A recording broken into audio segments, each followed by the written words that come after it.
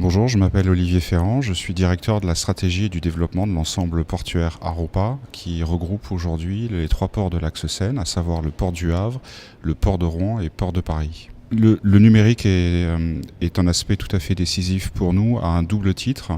D'abord au niveau de l'accueil des navires, puisque nous disposons aujourd'hui d'outils qui s'appellent des Port Community Systems, qui sont des outils utilisés par les capitaineries du port du Havre et de Rouen pour réguler l'arrivée et le départ des navires. Par ailleurs, ces deux PCS, ces deux Port Community Systems, sont eux-mêmes connectés à un Cargo Community System qui s'appelle AP+, et demain S1, et qui lui permet de tracer les marchandises. Donc en résumé, deux catégories d'outils numériques.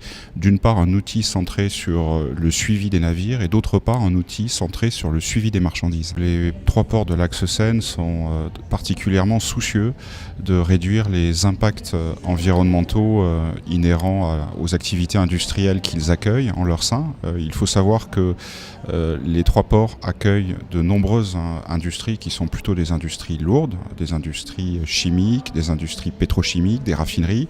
Il faut savoir par exemple qu'il y a 3 raffineries aujourd'hui, 2 raffineries Total et une raffinerie Exxon, qui utilisent le système portuaire Aropa pour leur flux import et export.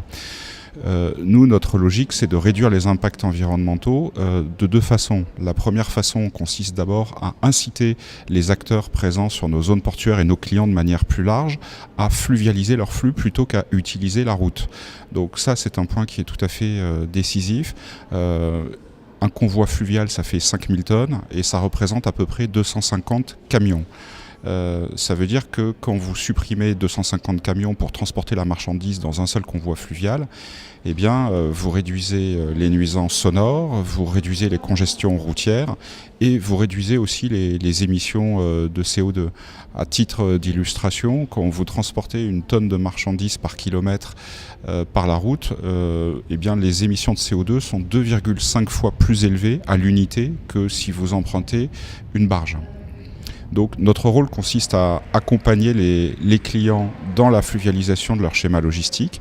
Ça, c'est le premier volet. Et puis, il y a un volet qui consiste en fait à rendre possible ou à accompagner la mise en place, le déploiement de solutions d'économie circulaire. Alors, ces solutions d'économie circulaire, elles émanent d'initiatives privées à l'origine. Le point de départ, c'est qu'il y a un business model qui existe pour transformer des déchets en un produit qui aura de la valeur sur un marché donné.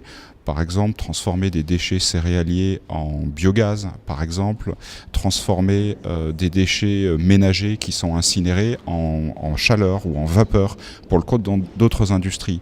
Donc là-dessus, notre rôle n'est évidemment pas de nous substituer aux industriels, mais c'est en revanche de les accompagner à travers nos leviers, qui peuvent être des leviers tarifaires, qui peuvent être la mise en place d'infrastructures dédiées, la construction de terminaux, par exemple, ou encore par l'accompagnement de la réflexion logistique.